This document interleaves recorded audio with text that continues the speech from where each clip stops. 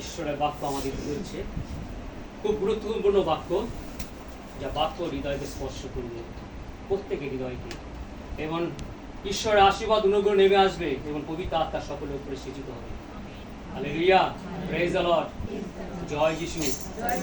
আজকে ঈশ্বরের বাক্য, আত্মা ইচ্ছুক বটে কিন্তু মাংস দুর্বল। হালেলুয়া। আমরা জানি, আমরা কিন্তু আত্মা ইচ্ছুক হলে আমাদের মাংসে এমন করে যে আমরা সহযোগিতা ত্যাগ করি, প্রার্থনা ত্যাগ করি, আরাধনা ত্যাগ করি, প্রশংসা ত্যাগ করি, এবং চার্জও যায় না। গরমের সময় বলে আমার চার্জ দিতে যায় না। আমরা কিন্তু ঈশ্বর থেকে দূরে সরে যাই। আমার আত্মা ইচ্ছা করে, আমাদের প্রত্যেকজন ইচ্ছা করে আমরা যাইব, কিন্তু যেতে পারি না। কেন? আমাদের মাংসে দুর্বলতা। ঈশ্বরের বাক্যে আসি, আমরা যাব গণনা পুস্তক 11 অধ্যায় 24 থেকে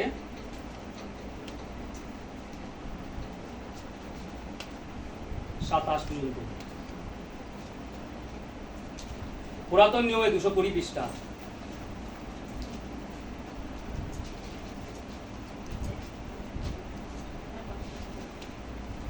তখন মসি বাহিরে গিয়া সদাউর বাক্য লোকদিওকে কহিলেন, এবং লোকদের প্রাচীন বর্গের মধ্যে 70 জনকে একত্র করিয়া তাম্বু চতুর্পার্শ্বে উপস্থিত করিলেন। আর সদাউ মেঘ নামিয়া তাহাদের সহিত কথা কহিলেন, এবং যে আত্মা তাহার উপর ছিলেন তার কিয়ত অংশ লইয়া সে 70 জনের প্রাচীনের উপরে প্রতিষ্ঠান করাইলেন। হালেলুয়া। তাহাদের আত্মা তাহাদের উপর প্রতিষ্ঠান করিলে তারা ভাবভক্তি প্রচার করিলেন, কিন্তু তৎপশ্চাৎ আর করিলেন না। কিন্তু শিবিরের মধ্যে 2টি লোক অবশিষ্ট ছিলেন, একজনের নাম ইলত আর একজনের নাম মেদদ। আত্মা তাহাদের উপর প্রতিষ্ঠান করিলেন, আর তাহারা ওই লিখিত লোকেদের মধ্যে ছিলেন বটে, কিন্তু বাইরে তাম্বুর নিকটে যান নাই। তারা শিবিরের মধ্যে ভাবভক্তি প্রচার করিতে লাগিলেন। Hallelujah, praise the Lord. আজকে কত সুন্দর বাক্য ঈশ্বর আমাদের মধ্যে দিলেন, যে ঈশ্বর কি করলেন, মসি কেন এই করলেন, মসি কেন এই করলেন, বাইরে গিয়ে শত বাক্যে লোকদিওকে বাক্যে কইলেন, কেন বলিলেন? মসি কিন্তু তিনি অধৈর্য হয়ে গেছিলেন মানুষের বচসার জন্য। তিনি অধৈর্য হয়ে গেছিলেন যে মানুষ ঈশ্বরের সাথে বচসা করছে। মসির সাথে বচসা করা মানে ঈশ্বরের সাথে বচসা করছে। মসি কি করছে? সেই মিশর দেশ থেকে তাদের কিন্তু বাইর করে আনিয়েছিলেন। আর যখন তাদের বাইর করে এনেছে ফোরনের সেই আন্ডার থেকে, তারা কিন্তু তখন অল্পই ছিল, কিন্তু সেই 40 বছরে তারা প্রান্তরে আস্তে আস্তে তাদের বংশ বৃদ্ধি হতে লাগলো। হালেলুয়া। বংশ যত বৃদ্ধি হতে লাগলো, তখন তত ওদের বচসা শুরু করলো, তাদের সন্তান সন্ততি অনেক হয়ে গেল, আর মসির বিরুদ্ধে তারা বচসা করলো। আর মসি কি বললেন? মসি তখন ক্রোধ হয়ে কি করলেন? ঈশ্বরকে বললেন, আমি কি এদের গর্ভধারণ করেছি যে এদেরকে আমি এত কথা শুনবো, এত লালন পোষণ করবো, এদের প্রতি মুহূর্তের মধ্যে এরা যা চাইবে আমি কি তা দেবো, আর তোমার কাছে আমি কি বারবার প্রতিবাদ করবো? মসি এই কথা ঈশ্বরকে বললেন। ঈশ্বর বললেন, মসিকে বললেন যে লোক দিয়ে প্রাচীনের মধ্যে 70 জনকে একত্র করিয়া তাম্বু চতুর্পাশে উপস্থিত করো। ঈশ্বরকে বললেন, তুমি সেই তাম্বু, সেই শিবিরে, সেই পবিত্র স্থানের পাশে তুমি কি করো? সেখানে একত্রিত করো। তার কতজনকে? 70 জনকে। প্রাচীন যারা ধর্মী বিশিষ্ট, তারা অনেক পুরাতন, যারা আগে থেকে ধর্মকর্ম করে, যারা ঈশ্বরের বাক্য অন্বেষণ করে, যারা মসির বাধ্যতা হয়ে চলে, তাদেরকে করলেন, মসি কি করলেন? সেই 70 জনকে তাদের একত্র করলেন। আর সদৌ মেঘ নামিয়ে আসে তাদের সাথে কথা কইলেন। কি বললো? সদৌ কি বলে? আমরা জানি সেই মেঘ, ঈশ্বর কিন্তু সেই মেঘের আকারে, তিনি কোনো সময় মেঘের আকারে, কোনো সময় তিনি অন্ধকার আকারে, কোনো সময় জলের আকারে, কোনো সময় নানা রকম আলোর আকারে তিনি গমন করেন। তিনি আমাদের সঙ্গে সঙ্গে থাকেন। আজ মেঘের সঙ্গে তিনি আসলেন, এবং সেই আত্মা তার উপর ছিল। তার উপর ছিল মসির উপরে যে আত্মা ছিল, তার কি অংশ লইয়া 70 জনের প্রাচীনের উপরে প্রতিষ্ঠান করলো। হালেলুয়া। তাহলে মসির উপরে কত শক্তিময় আত্মা ছিল। তাহলে জ্যোতির আত্মা, অগ্নিময় আত্মা, আলোর আত্মা, শক্তির আত্মা কখন পেয়েছিল? সেই যখন সেই সিয়ন পর্বতে গিয়েছিলেন, ঈশ্বর যখন সেই তাকে দেখা দিয়েছিলেন, আর তার সেই জ্যোতি, সে অগ্নির মধ্যে দিয়ে প্রবেশ করেছিল আর জ্যোতি তার মধ্যে নেমে এসেছিল সে মসির উপরে, আর মসি সেই জ্যোতি পেয়েছিলেন। তার মুখ এত উজ্জ্বল হয়ে গেছিল যে লোকে তার মুখস্থি দেখাতে পারতো না। সেই তার থেকে অল্প অংশ সেই 70 জনকে দিল, তার উপর আত্মা টানলো মসজিদ থেকে, হালেলুয়া। আর তারা কি করে, সে 70 জন তারা ভাববাদী, তারা বাক্য ছিল, বাক্য প্রচার করতে লাগলো। কারণ এত লোক যখন সেই মিশর থেকে আনিয়েছিল, তাদের সেই 40 বছর প্রান্ত তারা আসছিল, তাদের কত হয়েছিল জানো? বৃদ্ধি হয়ে 6 লক্ষ মানুষ, হালেলুয়া। 6 লক্ষ মানুষ, সেই 6 লক্ষ মানুষের সেই বচসা সহ্য করছে না, কিভাবে তাদেরকে কন্ট্রোল করবে? সেই জন্য কি করলেন? ঈশ্বর বললেন, তুমি 70 জনকে উপরে তোমার সেই আত্মা প্রতিষ্ঠান করো, এবং তারা জায়গায় জায়গায় দলবদ্ধ হয়ে কি করবে? তাদেরকে ঈশ্বরের কথা বলবে, তাদের ঈশ্বরের পথে ফিরিয়ে নিয়ে আসবে। ঈশ্বর যে পরাক্রম কার্য করছে তারা যেন বুঝতে পারে, হালেলুয়া। আজও আমাদের সহযোগিতা চলছে না, জায়গায় জায়গায় সহযোগিতা কেন চলছে? ঈশ্বর আত্মা প্রতিষ্ঠান করে আমাদের মধ্যে, তাই জন্য এক একজনকে তিনি মনোনীত করেন এবং সেই সহযোগিতা পরিচালনা করেন, যেন মানুষ যেন ঈশ্বরে বিশ্বাসী হয়, ঈশ্বরকে ভয় করে। যেখানে ঈশ্বরের ভয় সেখানে জ্ঞানে আরম্ভ। আমরা তাই আমার সহযোগিতা তিনি তাদের আমাদের দিয়েছেন, তখন সে সময় সহযোগিতা হতো এবং ঈশ্বরের বাক্য প্রচার করত। আমরা যদি দেখি যে কিন্তু তৎপশ্চাৎ আর করিলেন না, ঈশ্বর কি করলেন? তাদের উপরে একবারই সেই আত্মা সে মসজিদ থেকে তাদের উপর সেচন করলেন, একবারই করলেন, আর সেটা সেইভাবে বাক্য প্রচার করলেন। কিন্তু শিবিরের মধ্যে 2টি লোক অবস্থিত ছিলেন। শিবিরের মধ্যে মানুষের তাম্বুর পাশে সে শিবিরে পবিত্র স্থানের ভিতরে তারা 2 জন ছিল, এবং একজনের নাম মেহত, একজনের নাম ইলত। আত্মা তাদের উপর ইচ্ছান করিল, সেই আত্মাও কি করলো? তাদের মধ্যে আসলো। কেন? সেই 70 জনের মধ্যে তারা 2 জনও লিখিত ছিল, হালেলুয়া। তারা কি করলো? সেই লিখিত ছিল, আর তারা ওই লিখিত লোকেদের মধ্যে ছিলেন বটে, কিন্তু বাইরে তাম্বুর নিকট যান নাই। তারা কিন্তু সে তাদের মধ্যে ছিল না, 70 জনের মধ্যে। তারা কখন ছিল? 80 জন ছিল, আর 2 জন ভিতরে ছিল। তারা তার শিবিরের মধ্যে তারা ছিল, আর তারা কি করলো? সেই শিবিরের মধ্যে ভাববাদী ঈশ্বরের বাক্য প্রচার করতে লাগলো, হালেলুয়া, প্রেজ দ্য লর্ড। সেই তারা ঈশ্বরের বাক্য প্রচার করতে লাগলো। তাতে এক যুবা দৌড়িয়া আসিয়া কইল, হিলত মেদ শিবিরে ভাববাদী প্রচার করিতেছেন, হালেলুয়া। একজন কি করলো? সে এসে তাকে বলল, সে জিউসকে বলল, মসজিদ প্রধান যে পরিচালক, তাকে গিয়ে বলল যে হিলত আর মেদত তাকে করছে ঈশ্বরের বাক্য প্রচার করছে। তাদের মধ্যে কি করে? সে পবিত্র আত্মা সব সময় থাকতো, তারা সেই শক্তি পেয়েছিল। তাদের কিন্তু সেই পবিত্র আত্মা তাদের মধ্যে চলে যায়নি, তাদের সব সময় সে পবিত্র আত্মা ছিল। আর তারা কি করলো? ভাববাদী সে বাক্য তারা প্রচার করতে লাগলো, শিবিরের মধ্যে প্রচার করতে লাগলো, আর তার বাক্য তারা কি করলো? তখন লোকে তারা শুনলো, এবং যিশু কি করলো? মসিকে বললো যে তারা কিন্তু বাক্য প্রচার করছে, ঈশ্বরের বাক্য প্রচার করছে, তুমি তাকে মানা করো। ঈশ্বর বলে আমি, মসি বলে আমি কে? এটা তো ঈশ্বরের দান, হালেলুয়া। আজকেও তো ঈশ্বর যাদের যেরকম দান, যাদের যে হৃদয়, যাদের যে মন, সেইভাবে তিনি তাদের আত্মা দেন, আর তারা সেইভাবে চালিত হয়। আমরা যেন একের ওপরে হিংসা না করি, একের ওপরে যেন আমরা দুশ্চয় না করি, এটা ঈশ্বরের দান। কে কিভাবে প্রার্থনা করছে, কে কিভাবে বাক্য প্রচার করছে, এটা ঈশ্বরের দান। তাই যেন এই যখন ঈশ্বরের যে অনুগ্রহ, সে দয়া আসে, তাই না, সে আত্মা, সেটা কারো ক্ষমতা নেই বন্ধ করা, একমাত্র ঈশ্বর তিনি তার দেন। আমরা যাই এখন মতি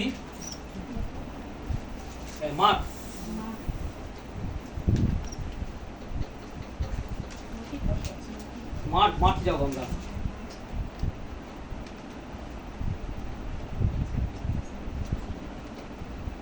মাঠ 14 অধ্যায়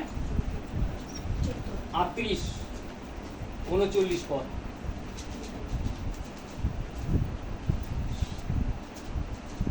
থেকে বলবো, ঠিক আছে? হ্যাঁ, নতুন নিয়মে 103 পৃষ্ঠা।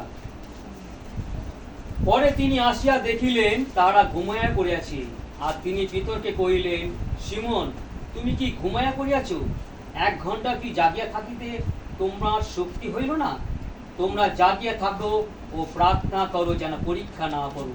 আত্মা ইচ্ছুক বটে, কিন্তু মাংস দুর্বল, হালেলুয়া। আর তিনি পুনরায় গিয়া সেই কথা বলিয়া প্রার্থনা করিলেন। আমরা দেখলাম যে 14 অধ্যায় মার্কে 37 থেকে পরে তিনি কে? প্রভু যীশু খ্রিস্ট। প্রভু যীশু খ্রিস্ট সেই পর্বতের উপরে সে প্রার্থনা করতে গিয়েছিলেন, এবং প্রার্থনা করতে যখন নিচে আসলেন তখন দেখলেন পিতর এবং এবং জন, পিতর এবং মা তারা ছিল, জন পিতর তারা ছিল কি করছে, তারা ঘুমিয়ে পড়েছিল। আর যিশু এসে তারা ঘুমিয়ে পড়েছে। তারা কিন্তু যিশুর সাথে সবসময় থাকতো, প্রথম থেকে শেষ পর্যন্ত তারা যিশু তাদের আহ্বান করেছে। আর যিশুর যেভাবে তিনি প্রচার করতেন সেই সময় তিনি তাদের সঙ্গে থাকতেন। যিশু কিভাবে পরাক্রম কার্য করেছে, কত মহান মহান কার্য তিনি করেছে, কত অলৌকিক কার্য করছে তারা দেখেছে। আর সবসময় কি করতেন, যিশু নীরবে গিয়ে প্রার্থনা করতেন আর সহযোগিতা করতেন। আর কিন্তু যিশু দেখলেন যে যিশু যখন উপরে গেছে, নিচে দেখলেন তার শিষ্যরা ঘুমিয়ে পড়েছে। শিষ্যরা কি চায়নি প্রার্থনা করতে? শিষ্যরা প্রার্থনা করতে চেয়েছিল, তাদের আত্মা ইচ্ছুক ছিল যে আমরা প্রার্থনা করব, কিন্তু দিয়াবল এসে তাদেরকে হরণ করে নেয়, তাদেরকে ঘুম দেয়, তাদেরকে জাগতিক দিকে ঠেলে দেয়। সত্যি কিন্তু আমরা কিন্তু সহযোগিতা অনেকে আসতে চায় না। সহযোগিতা প্রার্থনা করতে গেলে কেউ বলে আমার অনেক সমস্যা আছে, আমার সংসারের মধ্যে অশান্তি হয়েছে, স্বামীর বিরুদ্ধে স্বামীর সাথে ঝগড়া হচ্ছে, থাকতে পারছি না, কিছু করতে পারছি না, স্ত্রী বলছে স্বামীর বিরুদ্ধে, স্বামী বলছে স্ত্রীর বিরুদ্ধে, এইভাবে যারা সহযোগিতা করে। আর আমরা জানি আজকাল সহযোগিতা বেশিরভাগ মায়েরা করে, হালেলুয়া। পুরুষেরা কিন্তু কম করে। তারা মনে করে যে আমাদের ধর্ম করার কোনো প্রয়োজন নাই, আমরা অল্প পাপ করি। কিন্তু আমরা যদি দেখি বাইবেলে প্রথম থেকে শেষ পর্যন্ত স্ত্রীর লোকেরাই কিন্তু বেশি ধার্মিকতা করে চলেছে, হালেলুয়া। সে পুরুষের তলায় মহিলা থেকে পাওয়া গেছে, হালেলুয়া। আর আমরা জানি সে মহিলাদের আর সহযোগিতা, এখন যত সহযোগিতা চলছে সব মহিলার বিশ্বাসীরা হয়েছে, হালেলুয়া। পুরুষের খুব অল্প, গণ্যমান্য দেখা যায় না। আজকে মহিলারা এত বিশ্বাস হয়েছে, তারা যিশুকে এত চিনেছে, তাদের হৃদয় কিন্তু অনেক কমন, মহিলাদের হৃদয় অনেক কমন। তাই তারা সহযোগিতার বেশি প্রাধান্য দেয়, জানে ঈশ্বরের শক্তি। কারণ তারা সংসারের মধ্যে অনেক কাজ ব্যতিব্যস্ত থাকে, ক্লান্ত হয়ে যায়, তাদের সান্ত্বনাকারী কেউ থাকে না। তারা কার কাছে শান্ত পায়? যিশুর কাছে সান্ত্বনা পায়, হালেলুয়া। কিন্তু তার মধ্যে কিন্তু আমরা দেখি যে তারা দুর্বল হয়ে যায়, তখন বলে আজ সহযোগিতায় যাব না, আজকে চার্জে যাব না, প্রার্থনা আমার অনেক সমস্যা হচ্ছে, আমার শরীরে ব্যথা, আমার হাত পায়ে ব্যথা, আমার কি আজকে ঘরে রোজগার নেই, খাওয়া দাওয়া কীভাবে বানাবো, সেই ব্যবস্থা কী করে ছেলে মেয়েদের সন্তানদের মানুষ করবো, এই জন্য অনেক আমরা অজুহাত থেকে বেড়াই। কিন্তু ঈশ্বর কিন্তু বলেন যে তোমরা দুঃখে বা থাকো আর সুখে থাকো, সর্বদাই প্রার্থনা করো, জাগিয়ে থাকো, প্রার্থনা করো, আত্মায় বলিষ্ঠ হও। যত আমরা আত্মায় বলিষ্ঠ হব, তত আমরা ঈশ্বরের শক্তি, সে আত্মার শক্তি আমরা পাবো। আর আত্মায় কি করবে? আমাদের জোর করে প্রার্থনা নিয়ে যাবে। আজকে আমার সময়তে কেন এসেছি? সে আত্মার জোরে, আত্মার শক্তিতে, সে আত্মার আশীর্বাদে তিনি আমাদের নিয়ে এসে সহযোগিতা, যেন প্রভু যীশু খ্রিস্ট সেই অনুগ্রহ, সে দয়া, সে আশীর্বাদ আমরা লাভ করি। আর আমরা পাচ্ছি, তাই তো এত সুন্দর সহযোগিতা চলছে। জায়গায় জায়গায় বিভিন্ন জায়গায় সহযোগিতা চলছে। ঈশ্বরের সত্য আত্মার আরাধনা চলছে। ধন্যবাদ করি, সুন্দর তিনি আমাদের সেই সহযোগিতা দিয়েছে। এই সহযোগিতা না থাকলে আজকে আমরা নরকে থাকতাম, অন্ধ জগতে থাকতাম, মন্দ পথে থাকতাম, এবং আমরা কিন্তু পাপের মধ্যে থাকতাম। আমরা কিন্তু আমাদের জীবন একদম শেষ হয়েছে, বিনাশ হইত। কিন্তু এই জীবন থেকে মৃত্যু থেকে উদ্ধার কে করেছে? আমাদের প্রভু যীশু খ্রিস্ট, হালেলুয়া। এখন আমরা যাব রোমিও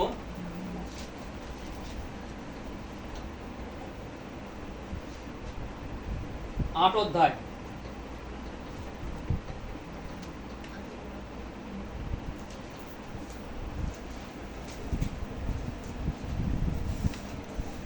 তিন পদ থেকে বলবো, 3 পদ থেকে 9 পদ। কারণ ব্যবস্থা মাংস দ্বারা দুর্বল হওয়াতে যা করিতে পারে নাই, ঈশ্বর তা করিয়াছে, নিজ পুত্রকে পাপময় মাংসের সাদৃশ্যে এবং পাপাত্মক বলিরূপে পাঠাইয়া দিয়া মাংসে পাপের দণ্ডায়িত করিয়াছে, যেন আমরা যারা মাংসে বসে নয় কিন্তু আত্মার বসে চলিতেছি, হালেলুয়া। ব্যবস্থা ধর্মবিধি সেই আমাদিওকে সিদ্ধি হয়, কেননা যারা মাংসে বসে আছে তারা মানসিক বিষয় ভাবে, কিন্তু যারা আত্মায় বসে আছে তারা আত্মিক বিষয় ভাবে। কারণ মাংসের ভাব মৃত্যু, কিন্তু আত্মার ভাব জীবন ও শান্তি, হালেলুয়া। কেননা মাংসের ভাব ঈশ্বরের প্রতি শত্রুতা, কারণ তা ঈশ্বরের ব্যবস্থায় বশীভূত হয় নাই, বাস্তবিক হতেও পারে না। আর যারা মাংসের অধীনে থাকে তারা ঈশ্বরকে সন্তুষ্ট করতে পারে না, কিন্তু তোমরা মাংসের অধীন নও, আত্মার অধীনে রইয়াছ। হালেলুয়া। যদি বাস্তবিক ঈশ্বর আত্মা তোমাদিওকে বাস করে, কিন্তু খ্রিস্টের আত্মা যাহার নাই, সে খ্রিস্টের নয়। হালেলুয়া। আমরা জানি যিশুর নাম শ্রেষ্ঠ নাম। প্রথম থেকে শেষ পর্যন্ত আদি পুস্তকে সে প্রকাশিত বাক্যের মধ্যে সে জন তার শেষ পর্যন্ত তিনি যে আগমন করবে, দ্বিতীয় আগমন পর্যন্ত সেই যিশুর কথাই বলে গেছে। আদি থেকে আমরা জানি কত ভাববাদী ঈশ্বর প্রেরণ করেছেন। আমরা দেখেছি যে পুরাতন নিয়মে ঈশ্বর তার আত্মা সেচন করতে, আর আমাদের নতুন নিয়মে প্রভু যিশু স্বয়ং তিনি উপস্থিত হয়েছেন তার দেহ রূপে। হালেলুয়া। তিনি যখন পুনরুত্থিত হলেন, আমাদের পাপ সমস্ত কিছু, সে মাংসের পাপ, আমরা যত মাংসের পাপ করেছি, ঈশ্বরের বিরুদ্ধে যখন পাপ করেছি, পবিত্র আত্মার বিরুদ্ধে পাপ করেছি, যিশুর বিরুদ্ধে যত পাপ করেছি, সেই পাপ কি করলেন? যিশু নিজের স্কন্ধে নিয়ে সেই পুরুষে তিনি বিসর্জন দিলেন। হালেলুয়া। ঈশ্বর তার পুত্রের মাধ্যমে তিনি আমাদের সেই ব্যবস্থাকে দিকে তিনি উদ্ধার করলেন, মুক্ত করলেন। আমরা যেন আমরা যারা মাংসে বসে নয় কিন্তু আত্মার বসে চলেছি, বা ব্যবস্থার ধর্মবিধি সে আমাদেরকে সিদ্ধি হয়। আমরা এখন কার বসে চলছি? আমরা এখন আর মাংসে বসে চলছি। প্রভু যিশু সেই মাংস, সে পাপের মাংস থেকে যিনি আমাকে উদ্ধার করেছেন, তিনি আমাদের পাপ থেকে মুক্তি দিয়েছেন, ত্রাণ করেছেন। এখন আমরা আর মাংসে বসে চলি না, এখন আমরা কি? সেই প্রভু যিশুর আত্মা। কারণ পুনরুত্থিত পর তিনি কি করেছেন? তার আত্মা তিনি আমাদের মধ্যে দান করেছেন। হালেলুয়া। সেই আত্মার বসে আমরা চলছি। কেন? যারা মাংসে বসে চলে আছে তারা মাংসের বিষয় ভাবে। আমরা জানি জগতের, আমরা যখন আগে আমরা যখন জাগতিক বিষয় চলতাম, আমরা ঘর সংসার, আনন্দ ফুর্তি উল্লাস, অনেক জাঁকজমক নিয়ে থাকতাম, এবং শরীরে কিভাবে নিজেকে আনন্দ দেব সেই কিন্তু চিন্তা করে, নিজেকে ভালো সাজ পোশাক দিয়ে নিজেকে দেখানোর জন্য, নিজেকে আর সুন্দর করার জন্য, নিজেকে তুলে ধরার জন্য এই জগতে আমরা কি করতাম? শারীরিক মাংসের কি করতাম? নিজেকে তুলে ধরতাম। কিন্তু এখন আমরা সে থেকে বঞ্চিত হয়েছি। এখন আমরা কি পেয়েছি? সহযোগিতার মাধ্যমে, পবিত্র ঈশ্বরের বাক্যের মাধ্যমে, সেই জীবন্ত বাক্যের মধ্যে দিয়ে আমরা কি করছি? সেই ঈশ্বরের আত্মা পেয়েছি। আমরা একদিনে পাইনি, অনেক দিন ধরে প্রতিদিন নিয়ত আমরা প্রার্থনা করতে করতে বাক্যের কাছে আস্তে আস্তে সেই ঈশ্বরের আত্মা তিনি আমাদের মধ্যে দান করেছেন। আর ঈশ্বরের আত্মার শক্তি দ্বারা আমরা কিছুই করিতে পারি না। তাই কি করি? এখন আমরা জাগতিক বিষয় নয়, মানসিক বিষয় নয়, এখন আমরা আত্মার বিষয় আমরা চিন্তা করি, আত্মার বিষয় আমরা চলি। কারণ মাংসের ভাব মৃত্যু, কিন্তু আত্মা ভাব জীবন ও শান্তি। হালেলুয়া। মাংস কি করে? এই মাংস আমাদের মরে দেহ পচে গিয়ে সে মাটিতে চলে যাবে, কিন্তু আত্মা ঈশ্বরে যাবে। আর যদি পবিত্র আত্মা, সে খ্রিস্টের আত্মা যদি আমাদের মধ্যে থাকে, আমরা একটা নতুন জীবন পাই। হালেলুয়া। খ্রিস্ট আমাদের নতুন জীবন দিয়েছে, পাপ থেকে উদ্ধার করে। আগে আমরা মৃত ছিলাম, এখন তিনি আমাদের জীবন দান করেছে। সে শুধু নতুন জীবন দান, আর সেই জীবন দান, সেই আত্মা তার কি করি? আমরা জীবন এবং শান্তি উপলব্ধি করতে পারি। আমাদের সংসারে অনেক দুঃখ কষ্ট আসে, অনেক ব্যথা বেদনা আসে, অনেক ঝগড়া অশান্তি আসে, অনেক মানবিলন আসে, নানা রকম বিপদ আপদ আসে, এবং নানা রকম অনেক দুর্ঘটনা হয়। কিন্তু যখন প্রভু যিশুর কাছে প্রার্থনা করি, তার বাক্যের কাছে আসি, ঈশ্বর আমাদের শান্তি দেন। হালেলুয়া। অনেক শান্তি দেন, আর আমরা শান্তি পাই। যে জগৎ যে সব শান্তি দিতে পারে না, ঈশ্বর আমাদের সেই শান্তি দেন। সেই শান্তি তিনি আমাদের প্রদান করেন। তার বিশ্বাসী জেনে গেছে, তাই তো সহযোগিতার মধ্যে তারা এত ছোটাছুটি করছে। এক সহযোগিতা ছেড়ে আরেক সহযোগী আছে, আরেক সহযোগী ছাড়া, কারণ অনেক শক্তি নেওয়ার জন্য, অনেক আশীর্বাদ নেওয়ার জন্য। যে বিশ্বাসী জেনে গেছে যে আমরা ঈশ্বরের আশীর্বাদে, সেই সহযোগিতার মাধ্যমে আমাদের কত রকমের উপকার হয়, এর সাথে সাথে আমাদের আত্মার উপকার হয়। আর এই আত্মা কোথায় যাবে? স্বর্গে যাবে। হালেলুয়া। Praise the Lord. ধন্যবাদ করি। কেননা মাংসের ভাব ঈশ্বরের প্রতি শত্রুতা। মাংসের ভাব কি করে? ঈশ্বরের শত্রুতা। কেন করে? আমরা পাপ করি না, দেহ দিয়ে আমরা পাপ করি, কথাবার্তায়, চোখের দৃষ্টি, হাতেতে, যে হাত আমরা ভালো কাজ করতে যাই কিন্তু আমরা মন্দ কাজ করে ফেলি। আমরা যেখানে যেতে নয় আমরা কিন্তু মন্দ জায়গায় চলে যায়, আমাদের কথাবার্তা মন্দ বলে, তাই না? এইগুলো সব ঈশ্বরের প্রতি শত্রুতা। আমরা ঈশ্বরের প্রতি শত্রুতা করেই ফেলি। আমরা সহযোগী প্রার্থনা করি, আমরা নানা রকম ধর্ম, আমরা বাক্যের মধ্যে বসি, কিন্তু আমরা ঈশ্বরের শত্রুতা করি। কিন্তু তার মধ্যে থেকে ঈশ্বর আমাদের করে, আমাদের সে আত্মা আমাদের করে চেতনা দেন, এইসব থেকে আমাদের ত্যাগ করতে হবে। কারণ এখন আমরা আত্মার মধ্যে রয়েছি, প্রভু যিশু সেই আত্মা, সেই সহযোগিতার মধ্যে আমরা রয়েছি। যেন আমরা ঈশ্বরের সাথে শত্রুতা না করি, আর আমরা করিও না। আমরা কিন্তু অনেক সচেতন হই, কিন্তু তোমরা মাংসের অধীনে নাও, আত্মার অধীনে রয়েছে। আমরা এখন কার অধীনে রয়েছি? প্রভু যিশুর আত্মা। আর আমরা এখন মাংসের অধীনে নয়, যে আমরা প্রতি পথে পথে, প্রতি পলে পলে, প্রতি ক্ষণে ক্ষণে আমরা পাপ করব। আমরা কিন্তু কিছু করতে গেলেই আমাদের আত্মা আমাদের কি করে জানিয়ে দেয়, আমাদের সতর্ক করিয়ে দেয়, আমরা সেটা করি না। সত্যি কত সুন্দর বাক্য তিনি আমাদের মধ্যে দিলেন। যদি বাস্তবিক ঈশ্বরের আত্মা তোমাদিকে বাস করেন, খ্রিস্টের আত্মা যাহার নাই সে খ্রিস্টের নয়। বাস্তবিক যদি আমাদের, যদি অন্তরে আমাদের আত্মা, ঈশ্বরের আত্মা যদি আমাদের মধ্যে বাস করেন, তাহলে আমরা খ্রিস্টের, তাহলে খ্রিস্টের।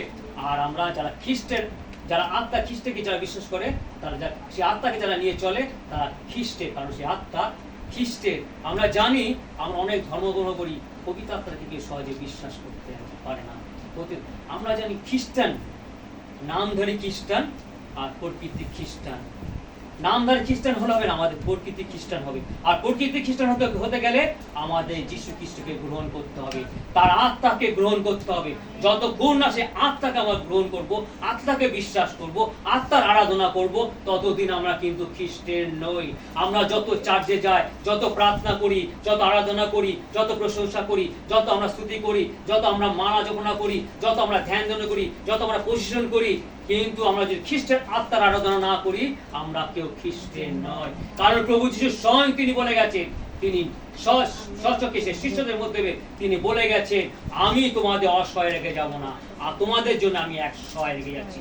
সে হলো সেই আত্মা। কারণ যিশু বলেছেন, আমি চলে যাব, কিন্তু তোমাদের জন্য সে আত্মা আমি পাঠিয়ে দিলাম। আর সত্যি যে পঞ্চশতের দিনে তিনি তার আত্মা পাঠিয়ে গেছেন, আর আত্মা দ্বারা আজকে প্রভু যিশুর নাম চারিদিকে প্রচার হচ্ছে। আজকে প্রভু যিশু কে চিনতে পেরেছে? কেউ জানতো? বড় জাতিদের মাধ্যমে, এই নানা দেশ বিদেশের মাধ্যমে, পিতর পৌল চার বিচারীদের মাধ্যমে যিশুর নাম প্রচার করছে। যেখানে যিশুর নাম ছিল না, সবাই যিশুর নাম জানে। কার নামে প্রচার হচ্ছে? আদি থেকে, আদি পুস্তক থেকে, সে প্রকাশিত বাক্যের মধ্যে আমরা জেনেছি যে যিশুর নাম আগে থেকে সেই ভগবত সে প্রচার করতে আমরা বুঝল। কারণ তোমার যিশু আসবে এবং মানুষকে তিনি ত্রাণ দেবেন, কারণ মানুষকে তিনি পরিত্রাণ দেবেন, আর সেই পবিত্র আত্মার মাধ্যমে তিনি আমাদের কি করছেন? ত্রাণ দিচ্ছে। সত্যি কিন্তু আমরা কিন্তু আগে সেরকম নামধরী খ্রিস্টান ছিলাম, এখন আমার প্রকৃতি খ্রিস্টান হয়েছি। প্রকৃতি খ্রিস্টান মানে যিশুকে আমরা বিশ্বাস করেছি, যিশুকে আমরা সঙ্গে নিয়েছি।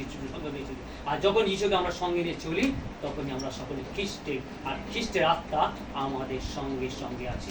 ধন্যবাদ করি এই আত্মা যেন সকলের মধ্যে থাকে, এবং যেন সকলে যেন খ্রিস্টকে বিশ্বাস করে এবং খ্রিস্টের আত্মার আরাধনা করে, যেন আমরা সকলে খ্রিস্টের হতে পারি।